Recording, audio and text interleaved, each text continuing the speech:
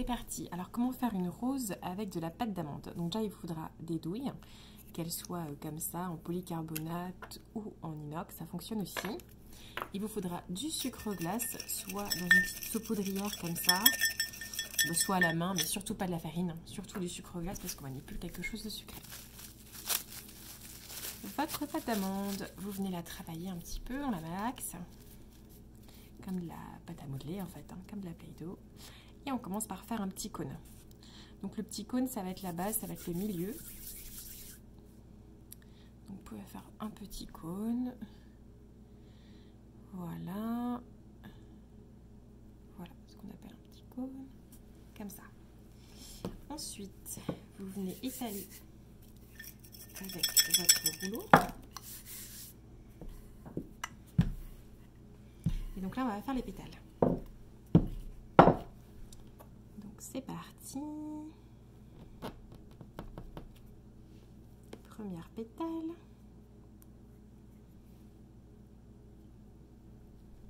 Deuxième pétale. Troisième pétale. Puis une quatrième. Alors les roses, on les fait toujours par chiffre impair. Donc sur un gâteau, vous en mettez soit une, soit trois, soit 5.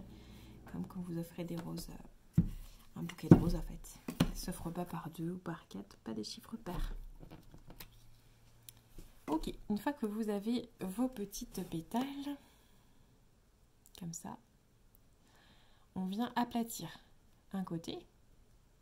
Donc un demi-cercle, en fait, on aplatit. C'est ce côté-là qu'on va vouloir voir, c'est ce côté-là le plus fin, le plus joli, qui va former la pétale. Et on va venir la mettre un tout petit peu au-dessus du cône. Alors, est-ce que j'arrive à faire une mise au point? Voilà. La seconde pétale, pareil, hop, on vient écraser le demi-cercle. Et on vient la superposer, mais que par la moitié. Donc en fait, voilà, on vient superposer comme ça.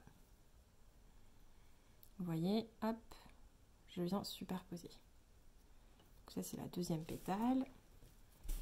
La troisième et la quatrième. Donc c'est assez simple à faire, pour décorer un petit entremets, là, pour Pâques, pour un gâteau d'anniversaire. Je vous remonte quand même encore mieux, hop. Voilà.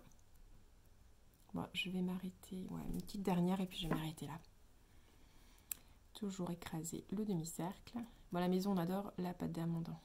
Si vous voulez la colorer, vous pouvez utiliser du colorant liquide et utiliser des gants parce que ça va vraiment en mettre partout. Voilà. Donc une fois que c'est comme ça, vous avez votre rose. Vous allez venir comme ça travailler tout doucement. Il va falloir la couper la rose en fait. Donc on vient comme ça. La travail. Hop. Et voilà. Et vous avez votre jolie rose. Voilà, assez simple à faire en fait. Bonne journée!